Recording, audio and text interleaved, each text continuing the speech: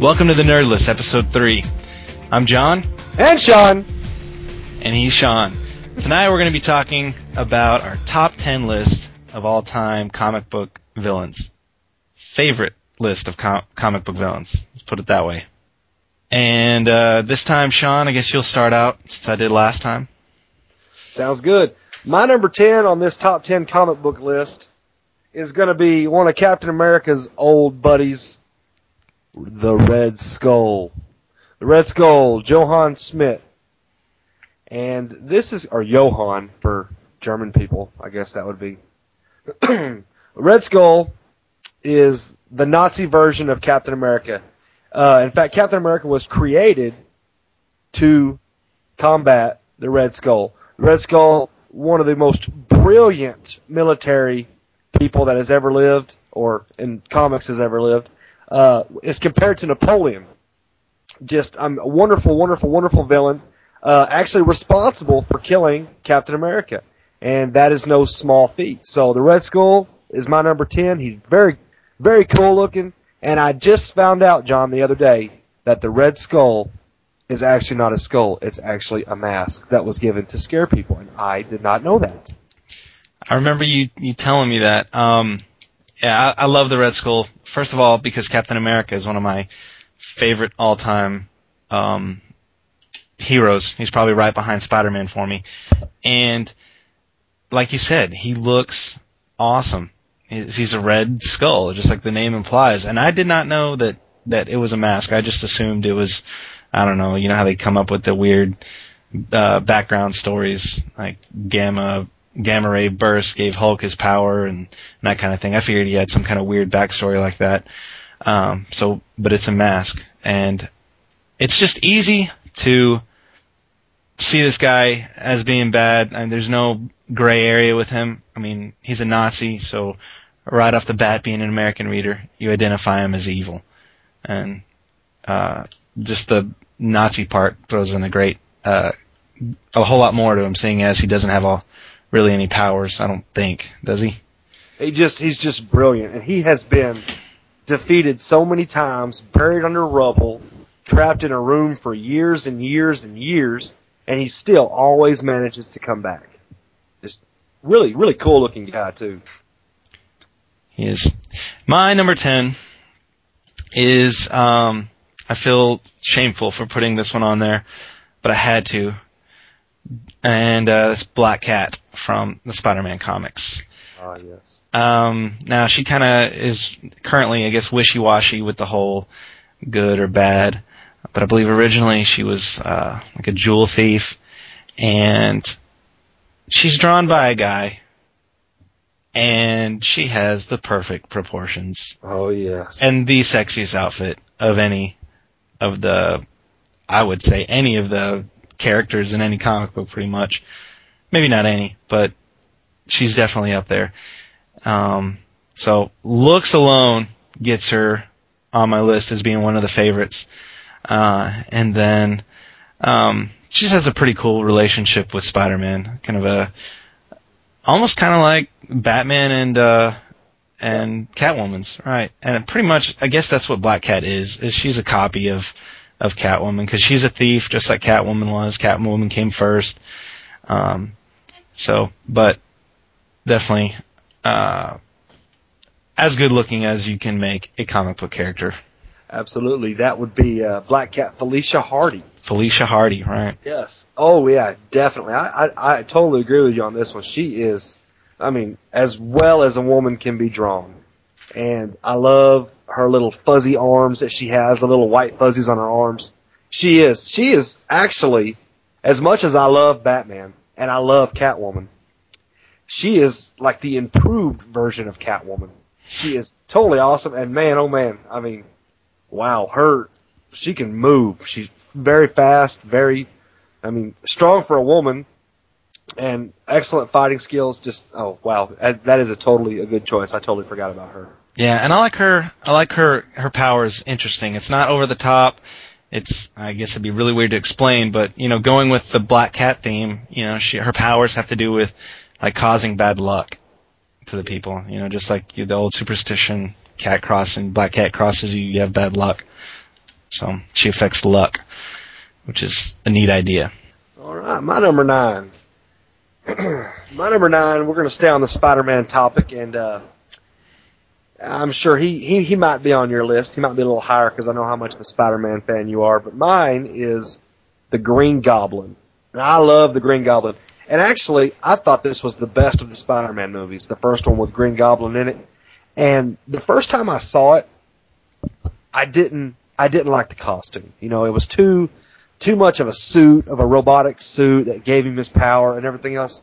And that's really not what the Green Goblin's about. You know, he wears his little suit. He kind of reminds me of a Batman version of Scarecrow in a way, but he has the little exploding pumpkins. And I mean, oh man, I always loved, Green Goblin flying around. He doesn't have the power of the other Spider-Man villains, but he's always there. He's always giving him problems, and he's always a thorn in Spider-Man's side. Yeah, definitely the Green Goblin is one of the all-time great Spider-Man villains. And I don't actually have him on my list, and there's several reasons why. I think the first movie, it ruined it. It ruined some of him for me just because I hated the way he looked in that movie. He looked like something out of a Power Rangers episode.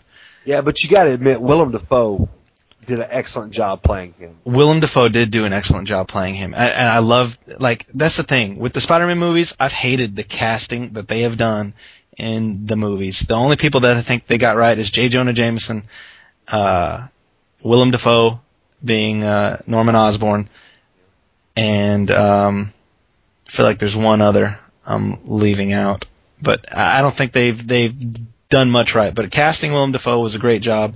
I think they made him look ridiculous, though, and because the comic books, they do such a good job of drawing him, making him look legitimately kind of scary and just insane.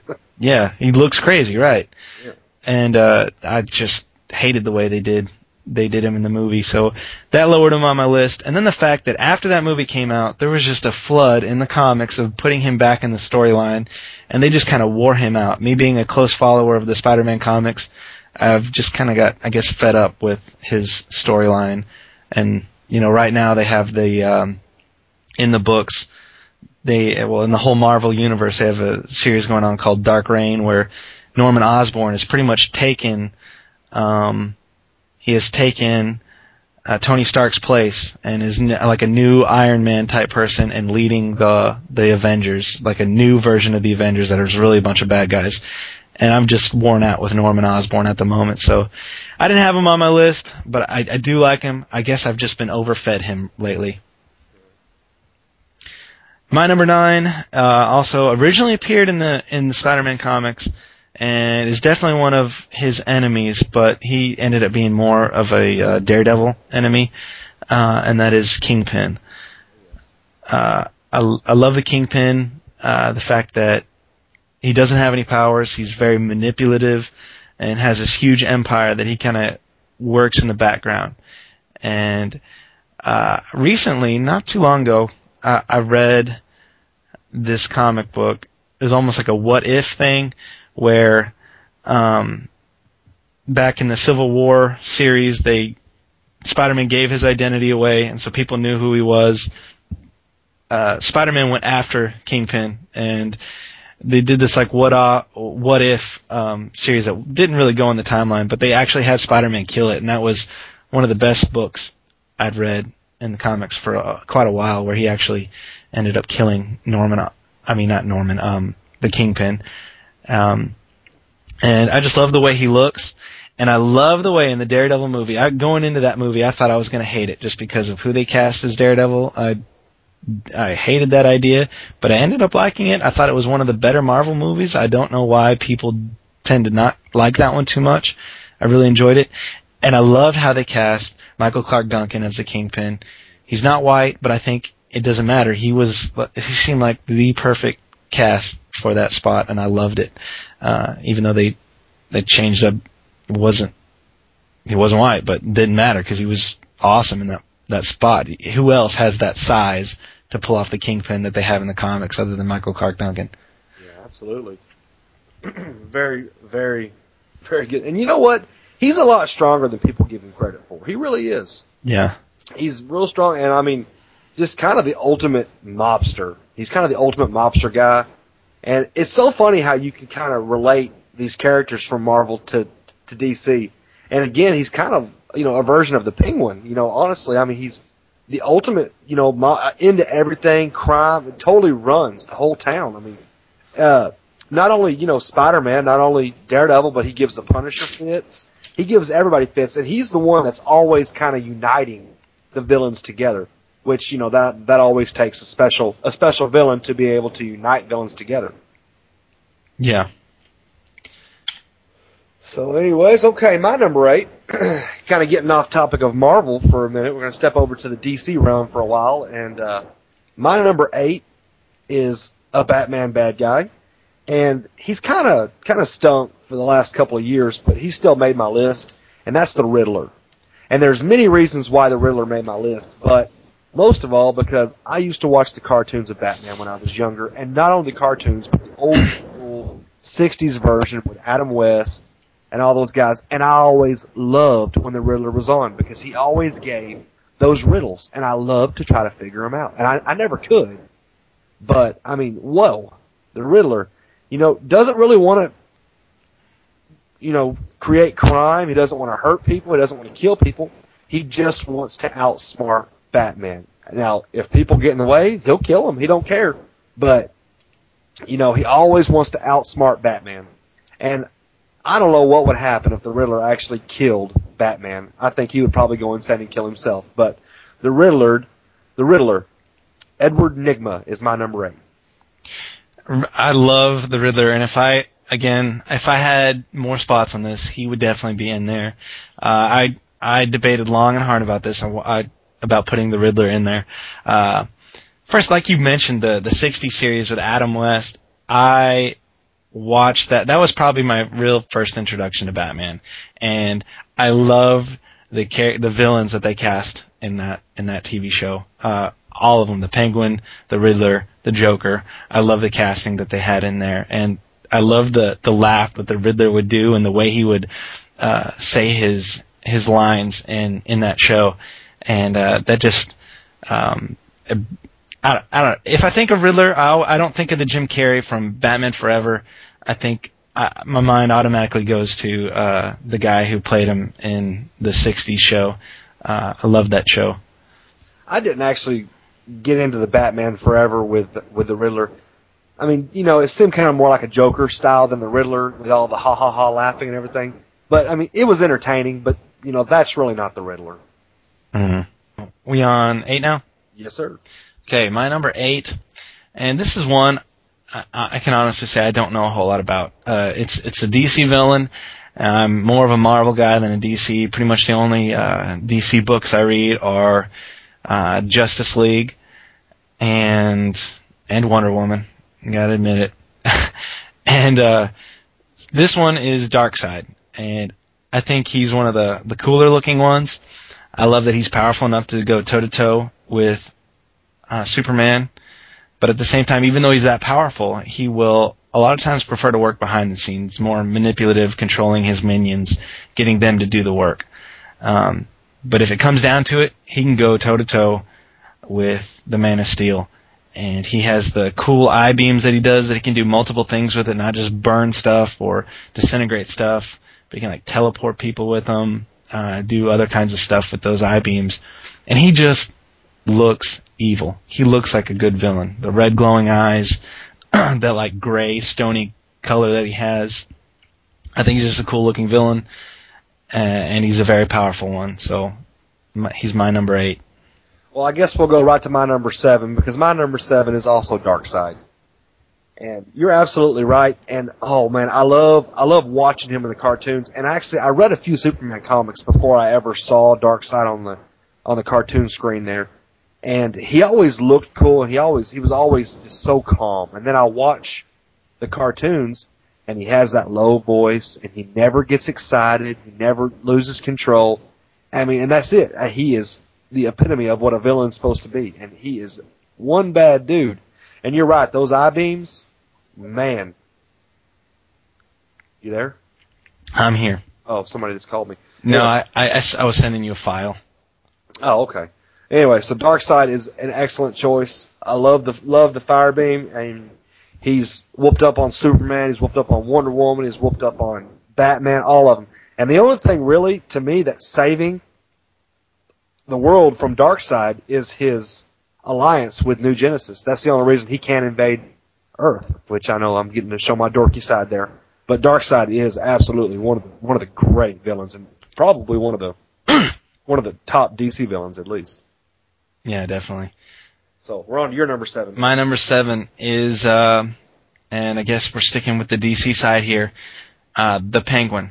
And again, that's going back to the 60s show. And that's the reason that I love him so much, is because Burgess Meredith, right. You're a bum, Batman! Yes. Too bad he never said. Quack, quack, quack, quack. Yeah, the quacking that he did, I loved it. He was fun to watch, and Burgess Meredith, he's just in a lot of stuff that I like. The Clash of the Titans movie. Oh yeah. And G.I. Joe. Was he? He was the cartoon voice of that bad dude in G.I. Joe, not Serpentor, but the main bad dude that came down. If you ever saw the G.I. Joe movie, yeah, he was the main bad guy. I bet you did not know that. I did not know that. No, I didn't. Yeah, Clash of the Titans too. Absolutely. Yeah, and so of course the Rockies 1 through 3. He was in those. So Burgess Meredith, I love him as an actor, and then he just did the Penguin. I don't know how. Like I said, I don't really know how he compares with the comic books too much, because again, the DC books that I read are JLA, and so I don't get to see a whole lot of the Penguin. The Penguin is I mean, I'm a Batman freak, and I'm sure everybody's beginning to figure that out. You kind of like you're a Spider-Man freak. Penguin is an excellent choice, and I would have put him on my list, but I didn't want to have all Batman bad guys, so I had to leave him off the list, as well as a few others that probably should be. But like we mentioned earlier, the Penguin is your ultimate mobster, and he is all about greed, corruption, stealing, getting rich. And he really is just a Batman bad guy. Batman, Nightwing, those kind of guys. He never really crosses over to that Justice League. But an excellent choice, really. He is a great guy. And, you're out of Burgess Meredith in that 60s show. I used to just wish every day that he was on, because I loved the whack, whack, whack. I loved Burgess Meredith as the Penguin. I guess we're on to my number 6 now. My number 6, we're going to stay with the Man of Steel, and that would be Lex Luthor. Lex Luthor, another one of those guys that really doesn't have any, true power, but except for a lot of money, he is absolutely wonderful. He becomes the president of the United States, and then, I mean, wow, he can pretty much do whatever he wants, but probably Superman's worst bad guy. Lex Luthor, bar none. Okay, now here's where I'm going to have to disagree with you, like we did in the horror list with your Exorcism of Emily Rose. I cannot stand Lex Luthor. I hate him. Why is that? I'll tell you why that is. Again, just like with Batman, with my introduction was in the screen and not necessarily the comic so much. I got sick and tired of, in the movies, Superman not having a superpowered villain to fight. I hear you. That annoyed me. Of course, in the second one, he had the General Zard, what was his name? Mm-hmm. And his other two people, and they were superpowered, but they had the same powers as Superman. And in the same way, in the fourth Superman, which I guess Lex Luthor was back, but he had this other superpowered guy that he created, I can't remember, and he pretty much had the same powers as Superman, just had long nails that he scratched him with. And then I was real excited about the new movie, and I thought they did a great job casting that new guy as Superman. And then the villain, again, was Lex Luthor. I'm getting sick and tired of him, and I want to see Superman in the movies battle a superpower. I want him to put Doomsday in the Superman movie. Doomsday, I want to see it. Brainiac, the Parasite, any of those guys. I hear you. I agree with you. You're right. Mixoplex, the one you have to say the name backwards, whatever. Yeah, exactly. But that's not what Lex Luthor is about. Lex Luthor is about the evil of mankind. And that's why he is so great. And I can't believe you're dissing Lex Luthor like this. I'm sorry, I can't stand Lex Luthor. Oh.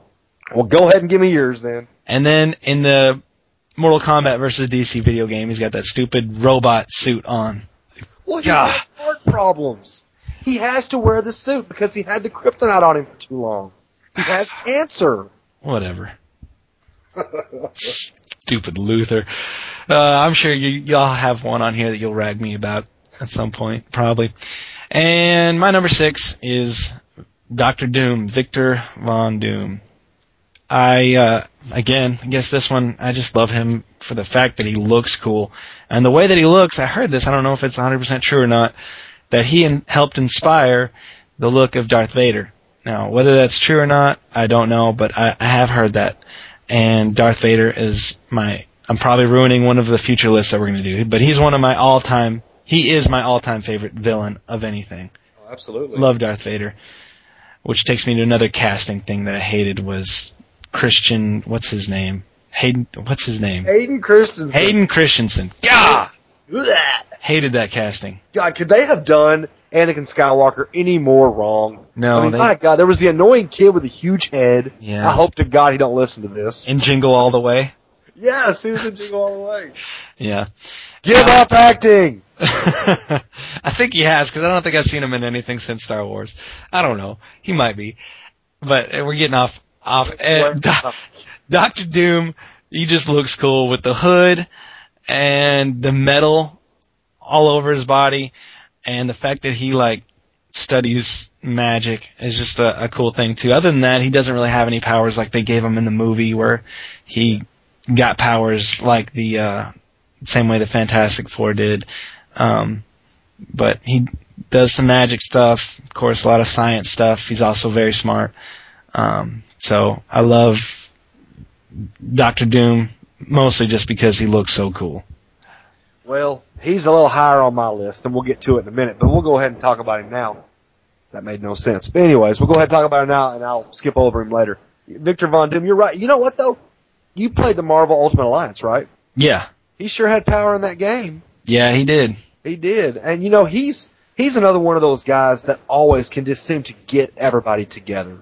He always has, he's never by himself. He always has somebody with him, some big bodyguard to protect him, Abomination or whoever.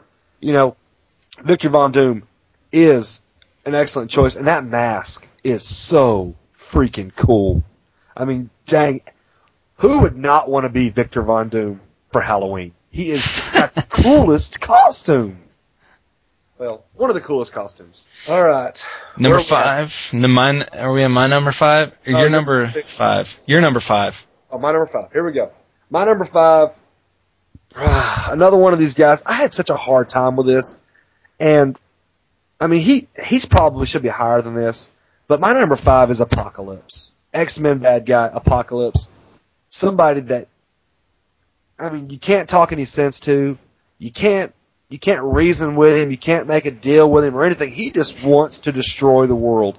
And he is another guy that looks really, really cool. I don't know how old this guy is. He's been around forever. He was around in the Egyptian times. I honestly don't know too much about him.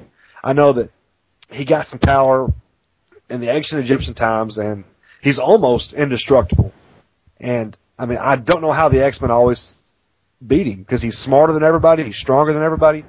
He does the Four Horsemen, which is really cool. There's been some great X-Men heroes that have actually went to him and became Horsemen, like Gambit, Archangel, and those kind of guys. But Apocalypse, always cool. I loved his voice in the cartoon. I wish they could have incorporated him into the movies a little bit, but Apocalypse is my number 5. Yeah, that would have been something awesome to see if they put him in the movies. Apocalypse, he's another one who just looks awesome. He looks cool, regardless of what he can do, and he is very close to pretty much being indestructible. He is the reason that Mr. Sinister exists. He's the reason that Archangel existed. Yes. So he not only is he bad on his own, but he's making other baddies to go with him. See, who were his 4 horsemen? There was War, Pestilence, and Famine. Famine. That's what it was. Famine. Oh, he's used several people to fill those spots. I mean, he's even had like Wolverine be one of his four horsemen before. And Gambit was War for a while. Really? Yeah. Right here. So Apocalypse is definitely deserves to be there, and somehow I didn't get him on my list. Probably because I knew in the back of my head that you were, since we kind of talked about it before.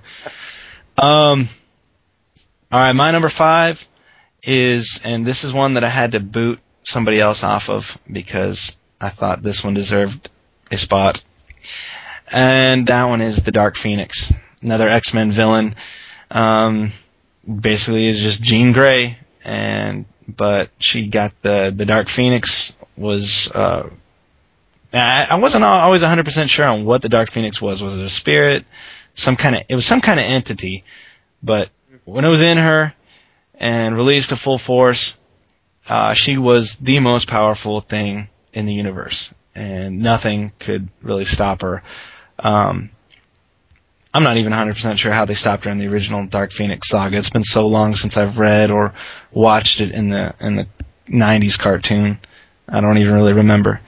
But she's Jean Grey, she's hot, and she's super powerful. So Dark Phoenix, excellent choice. You know, there was a comic, a what if comic, where the entire Marvel universe was fighting the Dark Phoenix. And aside from Xavier slowing her down for about 45 seconds, that was it. She whooped everybody. Definitely a good piece of eye candy to look at. But, you know, man, Dark Phoenix, about as strong as you can get. Number 4. You're probably going to talk more about this one than I am, because I know it's another one of your boys' villains. My number 4 is Carnage. Cletus Cassidy. Carnage. And I always liked the way Venom looked, and I really didn't know much about Spider-Man until I got in college, and I was talking to some guy that was a big Spider-Man freak, kind of like you. And Carnage just fascinated me, because for all the bad Venom was and how he wanted to beat Spider-Man, he had that wicked tongue and the black look and all that stuff. Carnage came out of that, and Carnage is a lot different than Venom. Venom just wants to kill Spider-Man. Carnage wants just to kill everybody. You know, they're another one of those guys that is a complete psychopath, serial killer, gets power, and just wants to hurt people. Even when he's not in his Carnage, the suit, whenever they get it off of him, he still just wants to kill people. Yeah, that's a Carnage. What a coincidence, because Carnage is my number 4 also, and Carnage is, he's just cool. He looks cool, and he can make his parts of his body weapons, like blade weapons, which is his knives. Really awesome. Of course, he's got the nasty looking mouth with the slobbery tongue in there too, and the fangs all over. He looks mean, and like you said, before he even got any powers, he was a serial killer anyway. And so now you give the serial killer powers that are even stronger than Venom and Spider-Man combined, and you're in trouble now. So I love Carnage. And the first time I was introduced to Carnage was in the Super Nintendo video game Maximum Carnage. I didn't know who he was till then. Like, I knew who Venom was, and I love Venom. He's the reason I started reading Spider-Man comics. But then I was at probably Blockbuster, and I was looking through the video games, going to rent one, and I came across Maximum Carnage. I was like, wow, this guy looks like Venom, only he's red. I'm going to check this game out and see what it's about. And, of course, once I got far enough in the game, I got really excited because I got to play as Venom once you get to a certain point in that game. But it was really cool. And then they had the sequel that was called Separation Anxiety, that had all kinds of the other symbiotes that were from the comics. So we're on to your number 3 now. Number 3 for me is Dr. Doom, Victor Von Doom. He was my number 3. I believe he was your number 6. He was my number 6. There you go. All right. And my number 3 is another Batman villain. And just because, it's Catwoman. And several reasons. Probably she was one that I was introduced to first through the comics. And it was around the time where she had like a purple suit, and her hair hung out the back of it, and she had these high black boots, one of the sexiest costumes I've ever seen in my life. Awesome. And again, like I said, she's a lot like Black Cat. She's basically a jewel thief. And so there's not a whole lot to it, but there you had that chemistry between Batman and her that kind of made the comic interesting, gave it that extra element, especially because it was a new idea, I guess, that you're having a hero kind of fall in love with a villain at the time, I guess, when they first did it. But now it's pretty rehashed and done quite a bit. But definitely Catwoman, I like her. But I hate what they have done with her costume in recent years, how they've changed it. She has hooded. You can't really see any of her face. I don't like it. I prefer that old one where she had the purple suit with the high boots. And then, of course, man, she was hot also in the 60s comic. I mean, the 60s TV show, and they had 3 different ones, girls play her. I don't remember who all they were, but they were all hot. That's all that matters. So. Yep, Catwoman. Another one I wanted to put on my list, but too many Batman bad guys as it is. Oh, man. I loved the second Batman that came out in the, I guess, 91, 92. Batman Returns or whatever. The second Michael Keaton one. Oh, yeah. I mean, I didn't like Danny DeVito as the Penguin or anything like that, but Michelle Pfeiffer. Oh, man. Her in that Catwoman suit. Man, that's got to be probably my all-time favorite of any woman in any role was Michelle Pfeiffer as Catwoman. You're right, though. Awesome girl. One of the few people that can actually manipulate Batman. You know, Batman. Nobody manipulates Batman. Nobody gets the best of him except for her over and over and over again. And obviously it's because of the feelings he has for her and everything else. But Catwoman, excellent. Probably the number one girl villain. And I don't have any girl villains on my list, but if I did, she would probably be the highest. Yeah, and I have 3. Because you're a sucker for the ladies. I am. Number 2? You're number 2. My number 2. And I kind of made it appropriate. My number 2 and number 1 are from Marvel and DC, respectfully. And my number 2 happens to be a Marvel guy, and that would be Magneto. Probably in my opinion, the ultimate bad guy. You know, what cool powers. Anything metal can be a weapon. You know, Wolverine can't stop him. Nobody can stop him because you get near him, he's going to crush you up in a tin ball, or he's going to throw a ship at you or something like that. Also, you know, he's the leader of the Brotherhood of Mutants, and he always, you know, not only being pretty much the most powerful bad guy in Marvel, with the exception of probably Apocalypse and Galactus and those cats, but he always, okay, maybe he's not, but he always has, you know, Sabretooth by his side, or Juggernaut by his side, or all these guys that, you know, have as much power as you could possibly want. But Magneto, you know, wants to destroy humanity, has, you know, honestly a fairly noble cause, and, you know, helps, you know, he's good sometimes, he's bad sometimes, usually bad. But Magneto, number 2, Magneto. I like Magneto. I think he's an interesting character, and the fact that, you know, you can look at him as like a good guy who's just taking almost an extremist approach about it, because, you know, he was there in the concentration camps as one of the Jews being killed, and so he sees the humans' nature and how they want to just destroy something that's different than them. And they did that because they were Jews with the Nazis, and then now it's the human race trying to kill the mutants. And he's seeing it happen again. He's like, I'm not letting this happen again. And so he's taking an all-out war approach. You want to make us go extinct? Well, I'm going to make you go extinct. And just flipping it. And so you can definitely see his point of view. And that's the thing that Marvel does really well. They make realistic situations in a lot of different places. And this is a great idea. Go with the character. And I guess first time I was really introduced to Magneto was in the 90s cartoon show. I didn't keep up with X-Men really, and that was my first real introduction to him. And his powers I thought were awesome. The way he can make almost like a magnetic force field around him, and how I guess he was using the Earth's magnetic field to make him fly, and I thought that was cool too. They casted him perfect in the movies. I didn't, you know, there was a lot of stuff wrong with the movies, but I thought Ian McKellen was excellent as Magneto. He did a good job. He did. Of course, he didn't have the muscular physique that they give him in the comics, which I think is really weird too, because he is old. He is old, and he is built. So. Number 2. My number 2. Okay, my number 2 is, and I wanted to put him at number 1, but I talked myself out of it, and it's Venom. Oh, yeah. Of course, being a huge Spider-Man fan, a lot of people say Venom doesn't have a whole lot of depth to him, but as a kid, when I first found him, I was on my way with my family on a skiing trip with my church, and we stopped at this convenience store, gas station, filling up. I'm walking inside, and they have this area of comic books, and I see this one with Venom. With Venom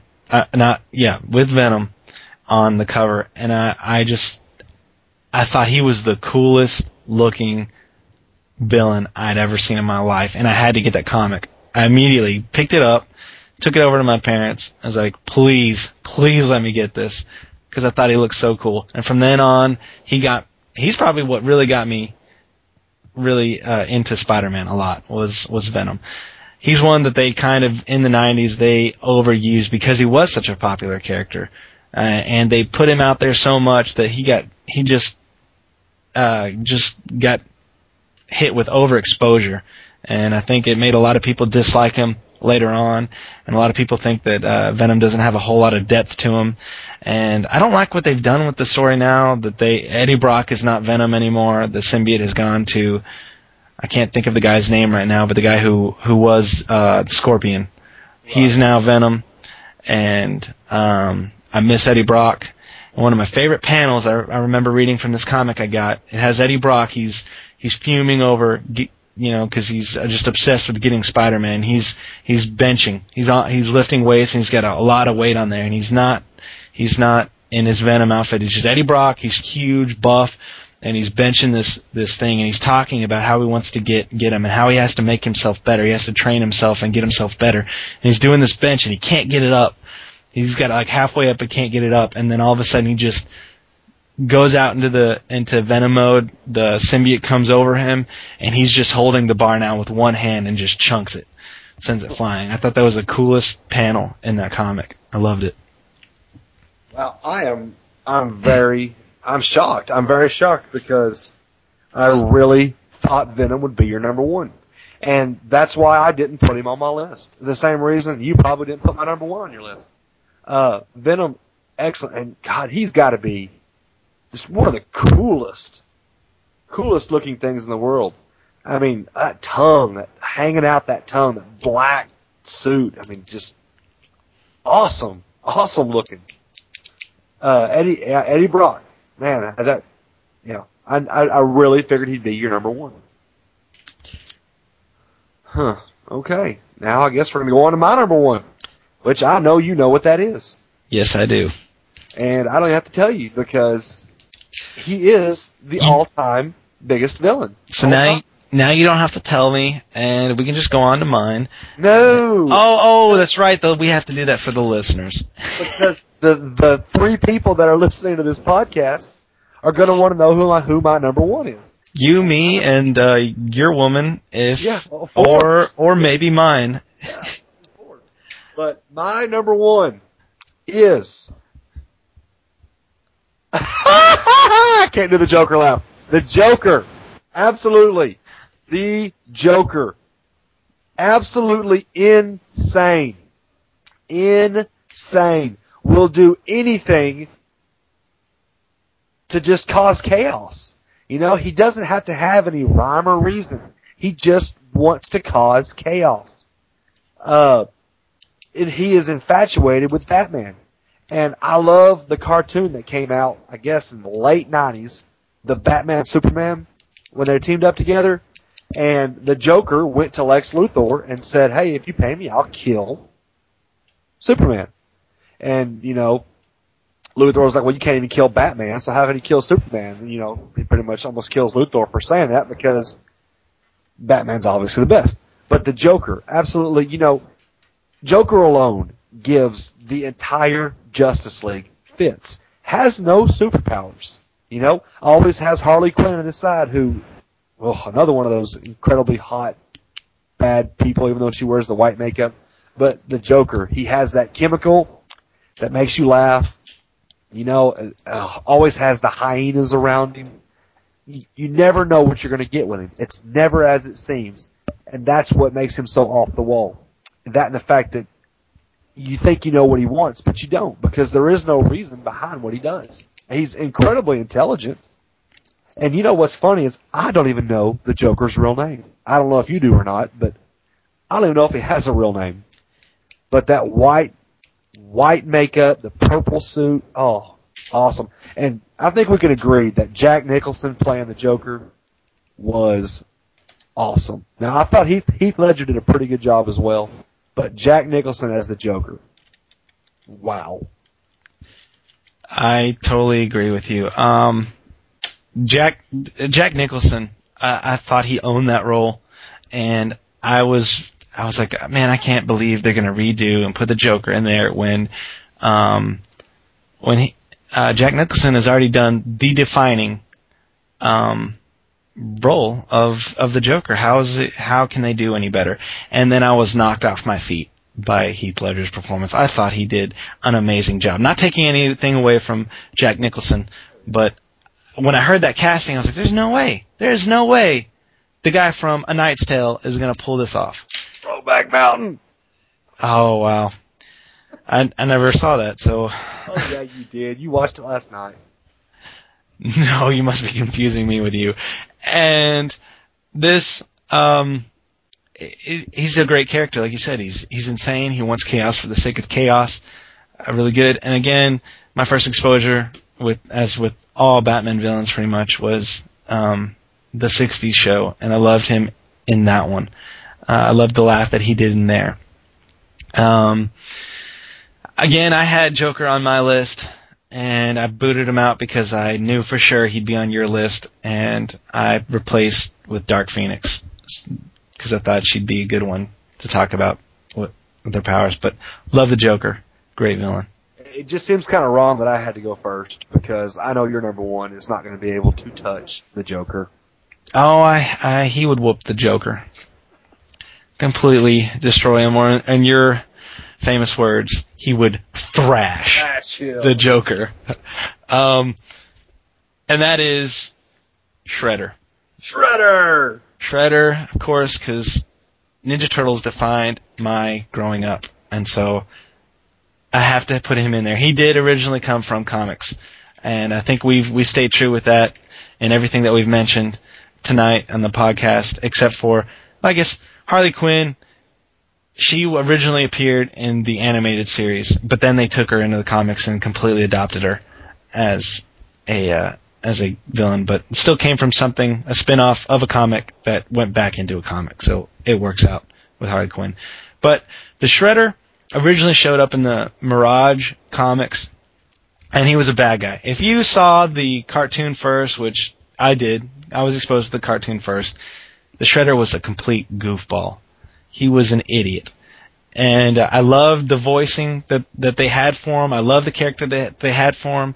But in the comics, and even in the movie that they did, he is no joke. Shredder is no joke. At the end of the first movie, which I love the first two movies, the third one's a piece of trash. But Shredder's not in it. He's not, and I hated that one.